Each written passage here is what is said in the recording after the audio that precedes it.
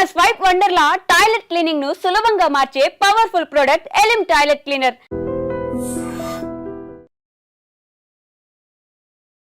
మెదక్ జిల్లా రామాయణపేటకు చెందినటువంటి ఒక యువకుడు ముంబైకి తన ఫ్యామిలీతో పాటు ట్రిప్కి వెళ్ళిండు. అండ్ ఎస్పెషల్లీ తెలంగాణ జిల్లాకి సంబంధించిన చాలా ఫ్యామిలీస్ అక్కడ అంటే ముంబైలో స్థిరపడిన వాళ్ళు కూడా చాలా మందే ఉంటారు. సో అందులో భాగంగానే ఇప్పుడు ఈ రామాయణపేట ఎస్సీ కాలనీకి చెందినటువంటి టంకరి రాములు, ఆయనకు కేవలం 34 సంవత్సరాలు మాత్రమే. అయితే వాళ్ళ ఫ్యామిలీ మెంబర్స్తో సరదాగా గడపడానికి ముంబైకి వెళ్ళిండు. అయితే ముంబై బీచ్లో మనకు తెలుసు బీచెస్ ఎక్కడ ఉంటాయో అక్కడ అన్నీ కూడా బోట్లు అండ్ అక్కడ షికారు చేసే అవకాశం ఇట్లాంటి అన్నీ ఉంటాయి. సో ముంబై బీచ్లో కూడా అట్లాంటి సౌకర్యమే ఉండడంతో ఇప్పుడు ఈ యువకుడు కావచ్చు, ఆ తర్వాత మిగతా ఫ్యామిలీ మెంబర్స్ మనం స్పష్టంగా వీడియోలు చూస్తున్నాం. హ్యాపీ మూడ్లో అందరూ కూడా వాళ్ళిద్దరూ ఆడపిల్లలు కనిపిస్తున్నారు. అట్లాగే ఇతనితో కలిపి 3 మగపిల్లలు కనిపిస్తూ ఉన్నారు. వాళ్ళందరూ కూడా సరదాగా గడపడానికి ముంబైలో బోట్ షికారుకి వెళ్ళినటువంటి పరిస్థితి కనిపిస్తోంది. మరి ఏం జరిగిందో ఏంటో తెలియదు కానీ బోట్ షికార్ అంతా అయిపోయింది, హ్యాపీగా ఎంజాయ్ చేశారు. అండ్ బోట్లో ఉన్నప్పుడే ఆయన సెల్ఫీ వీడియో తీస్తూ ఎంత హ్యాపీగా ఎంజాయ్ చేస్తున్నారు, బోట్లో ఆ విజువల్స్ అన్నీ ఎలా ఉన్నాయి, అట్లాగే వాళ్ళ ఫ్యామిలీ మెంబర్స్ ఎంత సంతోషంగా ఉన్నారు అని ఒక వీడియో కూడా తీసుకున్నారు.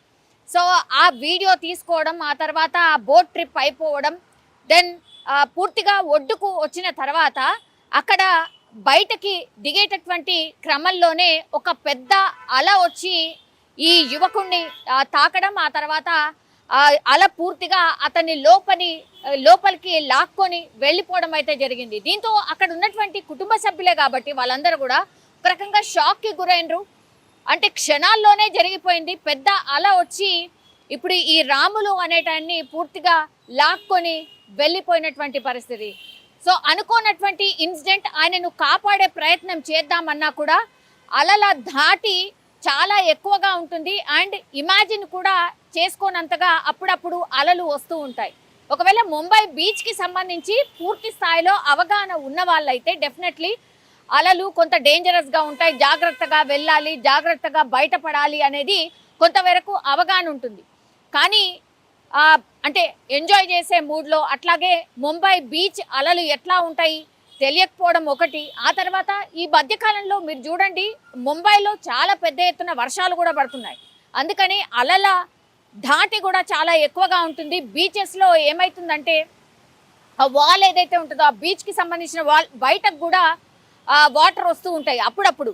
సో మరి ఇక్కడ పర్టికులర్గా ఈ ఇన్సిడెంట్లో ఏం జరిగిందో ఏంటో తెలియదు కానీ పూర్తిగా అలల ధాటికైతే ఈ యువకుడు పూర్తిగా కొట్టుకుపోయినటువంటి పరిస్థితి. వాళ్ళ ఫ్యామిలీ మెంబర్స్ అట్లాగే ఆ బోట్లో ప్రయాణించిన వాళ్ళు అండ్ ఆ బోట్కి సంబంధించిన ఈ డ్రైవర్ ఎవరైతే ఉంటారో అతను ఎంత వెతికినా సరే అతని జాడ దొరక్కపోవడం, ఆ తర్వాత పోలీసులకు ఇన్ఫర్మేషన్ ఇవ్వడం, వాళ్ళు వచ్చి గాలింపు చర్యలు చేపడుతున్న సమాచారం అయితే అందుతోంది.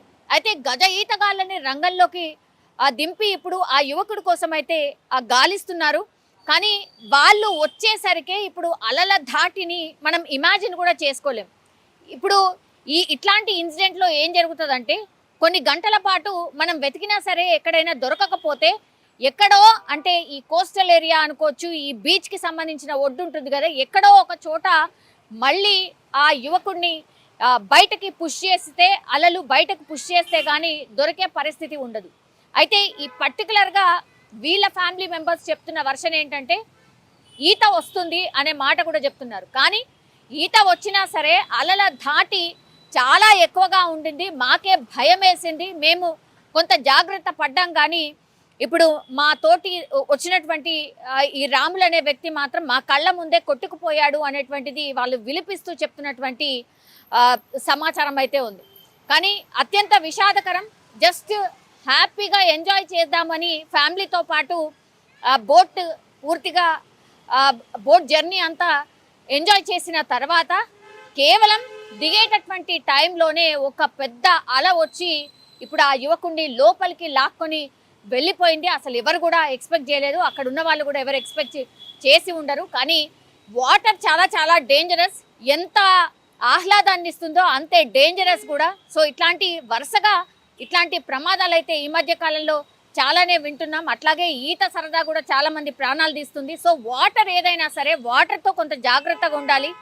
అండ్ ఎస్పెషల్లీ ఇట్లా బీచెస్ అండ్ ఈ కుంటల లాంటివి లోతు కూడా తెలియకుండానే అందులోకి దిగడం, మరణించడం ఈ మధ్య కాలంలో చాలా పెద్ద ఎత్తున కూడా జరుగుతున్నాయి. కాబట్టి ఇట్లాంటి ఇన్సిడెంట్స్ జరగకుండా ఉండాలి అని అంటే చాలా చాలా జాగ్రత్తగా ఉండాల్సిన అవసరం అయితే కనిపిస్తోంది. కానీ పాపం మెదక్ జిల్లా వాసి ఎంజాయ్ చేద్దామని ముంబైకి వెళ్ళి అక్కడ బోట్ షికారు చేసిన తర్వాత అనుకోని విధంగా ఇలా అలల ధాటికి కొట్టుకుపోవడం, చనిపోవడం అయితే జరిగింది. నిజంగా ప్రస్తుతం ఉన్నటువంటి సమాజం దేనికి ప్రయారిటీ ఇస్తుంది? ఆర్థిక సంబంధాల చుట్టూ మాత్రమే తిరుగుతోంది. మళ్ళీ ఎన్నికలంగానే చాలా విరక్తి కలుగుతాను. మంచి అనిపిస్తుంది కదా, లేడీస్ కూడా ఛాలెంజింగ్ జాబ్స్ చేసినప్పుడు చాలా బాగుంటది. ట్రాఫిక్ అసిస్టెంట్స్ గా నియమించిన ట్రాన్స్జెండర్స్ అందరితో సాల్యూట్ చేయించుకుంటున్నారు. ఫుడ్ డెలివరీ ఇవ్వటానికి వెళ్ళినటువంటి డెలివరీ బాయ్ అనిల్ పై కళ్ళ ముందు పెళ్ళండి